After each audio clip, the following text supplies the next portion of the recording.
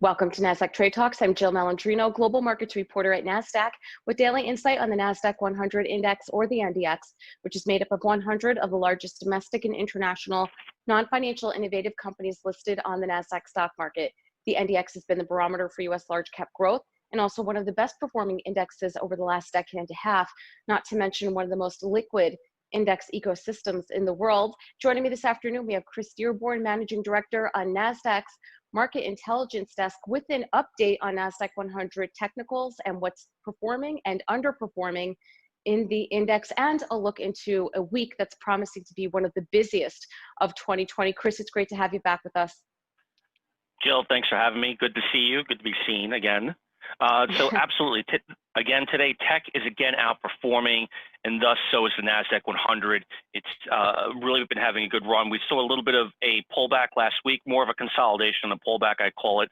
The NDX was down about 1.5% last week, but again, the index is still up over 20% year to date, over 50% from the March lows. It's truly been an outperformance, and it's large cap names that have gotten us there. We said before in the past, you've had a lot of, over the last couple of weeks, a number of other names and other sectors starting to play catch up as well.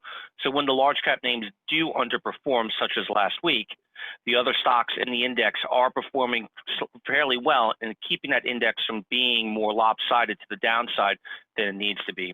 Again, that broader base move is really something to look forward to, and the number of companies that are participating in this move is extraordinary. All right, Chris, let's take a look at our first chart of the day here, looking at some Fibonacci levels, because we have to always remember to establish levels that we're going to start to look to put some money back to work because of the massive run that it's had. Yep, we're looking at a couple of different momentum indicators here, and the Fibs is one that we like to go to, as well as the RSI. So we'll start with the Fibonacci's.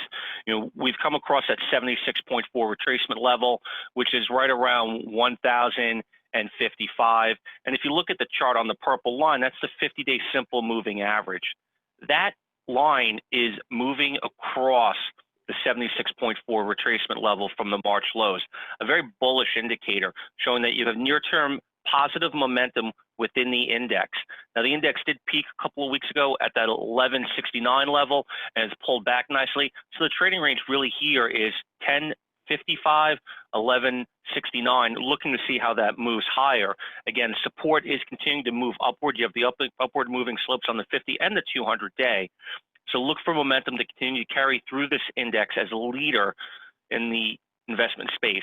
Now, if you look at the bottom of the chart, we have the relative strength index, and we've been talking about this for a while now. Remember, a number of 30 is an oversold condition, which is what we saw back in March. A number above 70 is an overbought condition, and we've been kind of testing that north of 70 level or just up above it over the last 2 months. The RSI currently stands at 55 after the pullback last week on the 1.5% downside, and that's telling you that you've still got significant momentum to the upside. And that RSI has actually ticked up a little bit higher since we pulled this chart up. It's now north of 56, approaching 57.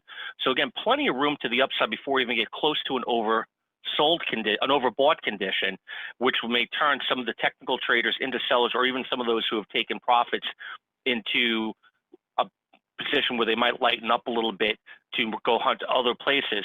But again, momentum in the technicals is setting up nicely here. And as you said before, Jill, we've got a lot of items coming up this week. This will be a true test of the constituency of the index. You've got 33 members, almost a third of the Nasdaq-100 reporting this week. And a lot of them, the big heavyweights. You've got on Thursday, Amazon, Apple, Google, Facebook. That could shape this index significantly with just those 4 names alone, not to mention the other 29, right? A Hasbro report, they're down a little bit, but the index is still outperformed because of Hasbro's lighter weighting within the index. You know, other things we've got to take a look at, you've got the stimulus package that could be a boon for the markets overall. You've got optimism towards vaccine, and then more importantly, you got the Fed meeting this week on Wednesday and Thursday. We need to see what comes out of that.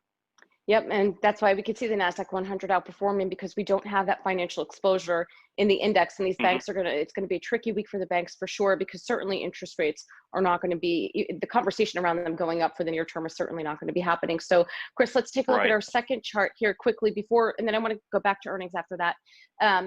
with what's outperforming and what's underperforming in the index. And of course, not surprising to see the larger tech names, the heavyweights that are making the move today. Right. So again, it's Apple, Amazon, Tesla, Microsoft, Netflix, NVIDIA, all the top spots. Google's up there as well as both classes of stock. Intel took a breather last week on the earnings report and the chip issue. Again, still seeing downward momentum there. That's hurting the index a little bit, but not enough to really make a difference to the top 6 performers in the index that are accounting for almost 50 points of the index's move so far today. Again, tech is going to be the leader here. It continues to be, and it's Apple, Amazon, Facebook, Microsoft. On consumer tech sides, again, you've still got Tesla, you've got Netflix, Google's up there as well. And then if you look through the line, you see a number of other companies. Moderna is doing very well on the news today that there's going to be some more funding for the phase 3 trials.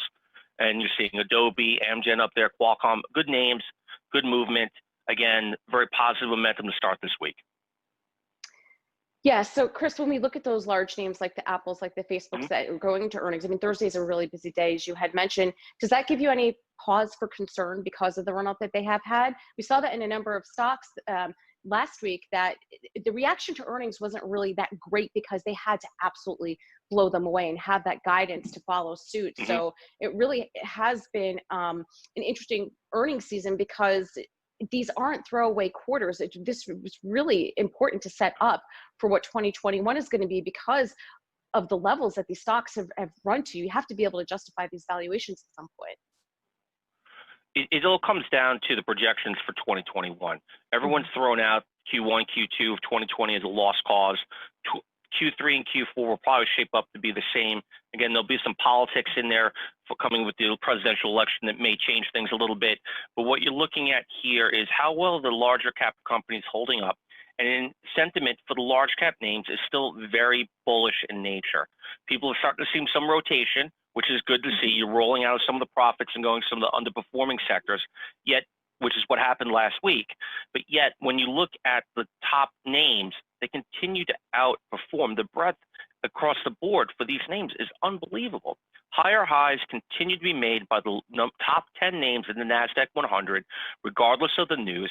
And if we do have a pullback on earnings, it'll be a 1 or 2 day blip in the equities, and then look for people to come in and bottom fish off of those prices, buy the dip, and move higher. And I think that's what's going to continue to happen until something more macro or more global happens. A large outbreak in the virus, some of the vaccines don't work. China-U.S. tensions continue to escalate. Even though trade there is still very good, it's more on the political side of things. Something like that could send this market into a tailwind. But an earnings quarter on a down quarter with lowered expectations, though it may be impactful to the specific stock for the day or two, over the longer term, could be a buying opportunity for the positive momentum and bullish sentiment that you see into this index, into these major names. All right, Chris, thanks so much for joining us on Trade Talks. Thanks, Jill. And thanks for joining me. I'm Jill Malandrino, Global Markets Reporter at Nasdaq.